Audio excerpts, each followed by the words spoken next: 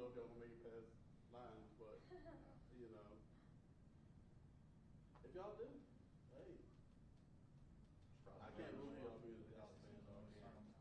Yeah. Let's get the rules. Hopefully, looks like We might shut this all the way just in case some family shows up.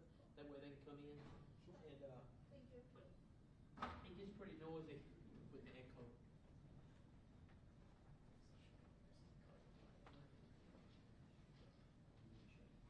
No, it's fine. How are you all? How are you? Y'all been all right? How are you? Good. Y'all okay? Are we in your way with all those? I'll make it. I'll make it. I'll be right back.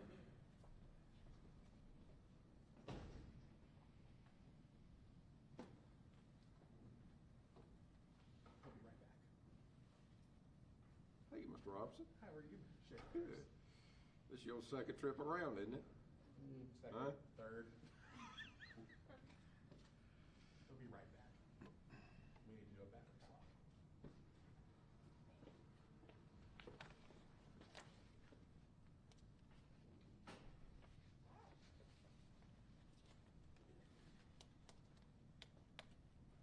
Yeah, there we go. 3.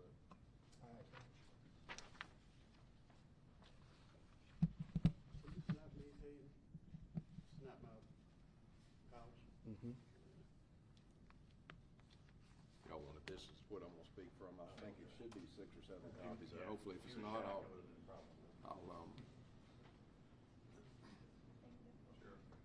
You know, get over like it. You know, I'm gonna send out. Oh, normally he's here. Greg sent it out, so I don't know if you see anything like it.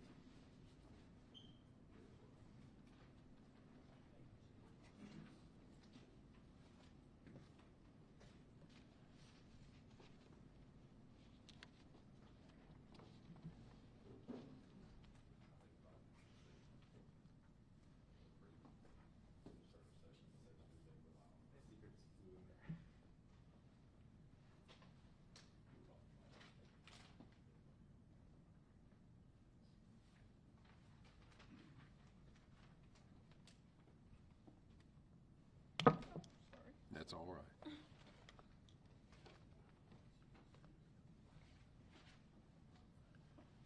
Y'all need me to say, well, I'm talking now so y'all can check to see if your mics and all are. It's about branding, Sheriff. Test 1 2 1 2 3.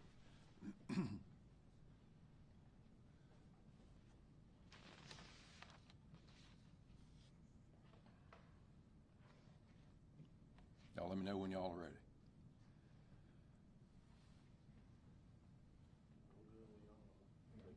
Yep, I'm good. I'd like to thank you all for being here this afternoon. I always appreciate the media and what you all do in helping us get the word out. And most everything we do, when we need it, you all have always been there, and I greatly appreciate that. Just as today, Wiggington case, obviously the murder of Elsie Wiggington. Patricia Wiggington has been interviewed numerous times by different agencies. After reviewing our records, it has been determined that there were discrepancies within the case that prompted the Sheriff's Office to seek warrants for obstruction and accessory after the fact for Patricia Gail Wiggington of Madison Heights, Virginia. Mrs. Wiggington is the ex-wife of Frederick L. Wiggington, Jr., who was previously arrested for the murder of Elsie Wiggington, his wife at the time. The warrants were served yesterday, January the 12th, at approximately 8:25 p.m., and Ms. Wiggington is currently being held in Amherst Adult Detention Center without bond, and our investigation is still ongoing. So we ask that anyone in the community that may have additional information, regardless of how small or significant you may think it is, we are interested in that, and please give us a call, or if you wish to remain anonymous, you can get that information to us through Central Virginia Crime Stoppers. This time I'll try to may have. Sheriff Ayers, was there any incident or any difficulty when going to arrest Patricia? no, she was arrested without incident. Back last year, she told us that she led you all to make the arrest, and what was said that you can talk about. Mr. Robinson, as I've said, the investigation has been ongoing since day one when we did place. Over the last several months, we continue to interview folks. We've interviewed her on several occasions, and then we're constantly, when we interview someone, go back and take those statements and look at other statements that we have gotten, and when things don't seem to add up, you dig a little deeper, and that normally leads us in directions that we need to go. So therefore, that's kind of how this situation has come about. We had strong suspicions anyway. We just had to get there, and it took some time to get there. And that's merely how it is, the continuation of interviews and whatnot, and then going back and corroborating statements that are made, statements that were previously made, and that led us to where we are today. Can you talk to us a little bit about how you feel being here today, knowing that there's now 2 people arrested in connection with Elsie's murder? Ultimately, Elsie Wiggington did not by any means deserve what happened to her. And as the law enforcement agency that's in charge of this community, it's our job to hold or bring forward anyone and everyone that may be any way connected to what happened to this woman. And, you know, it's a very unfortunate situation as to what happened, and my heart continues to go out to the family. You know, this should not have happened to anyone.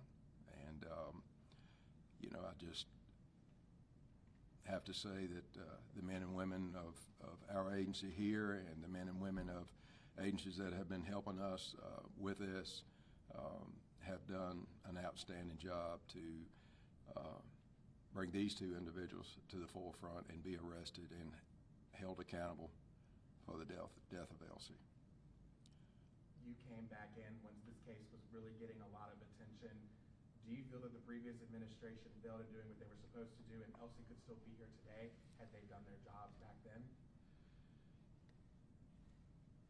I can't and will not comment on what someone did or did not do. Next year, I will have been in this business for 40 years. And I can say that the day that Elsie was found, it was a very indifferent feeling for me because of the time lapse that had occurred.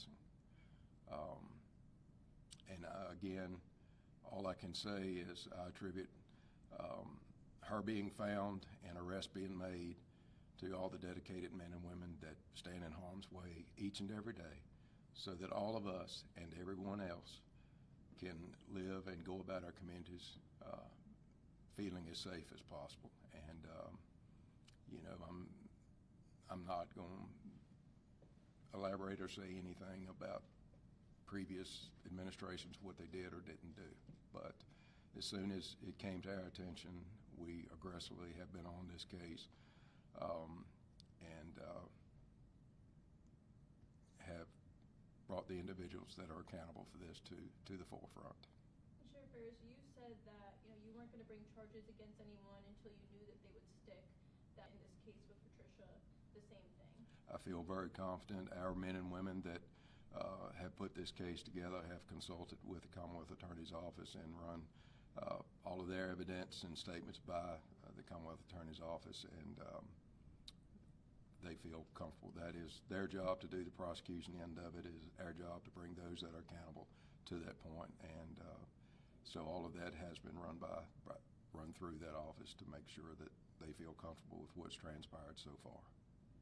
And at this time, is there anyone else you believe that might be involved in this murder investigation? I'll leave it at the investigation is ongoing. And as I said earlier, anyone in the community that may know anything or be able to help us to please let us know. We're very confident with the 2 that we have now as definitely being suspects in this case, but I'll just leave the other part being open.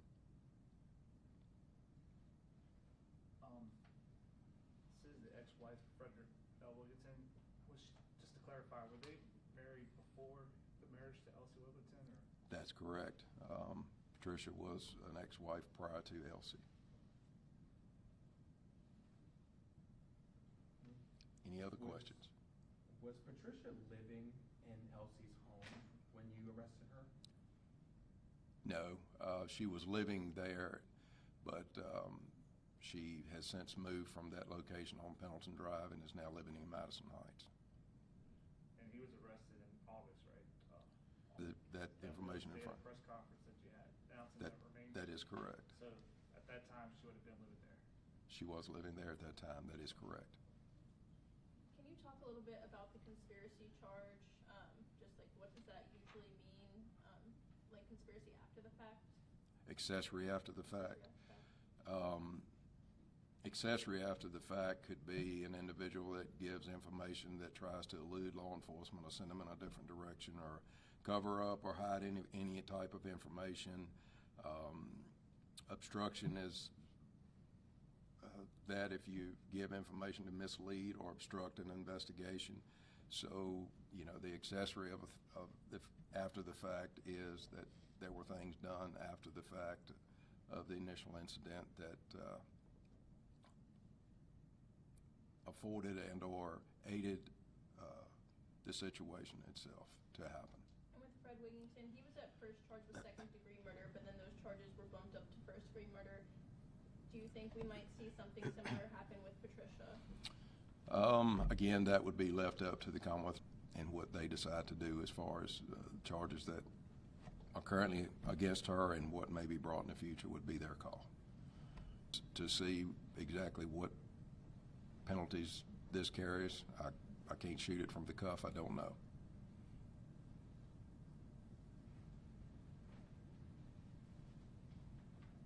Any other questions?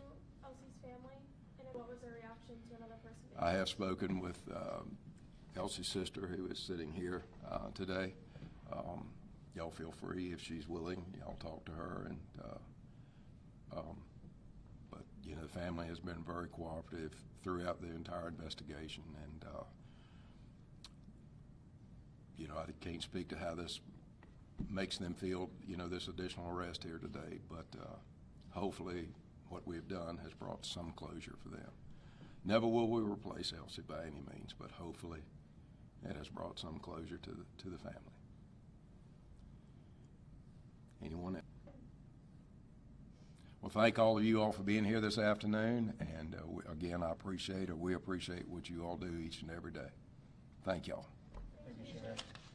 Did everyone get a call? Just to be clear, this is after the fact, the class 2 or class 1 or class 2 felony homicide, right? So after the fact.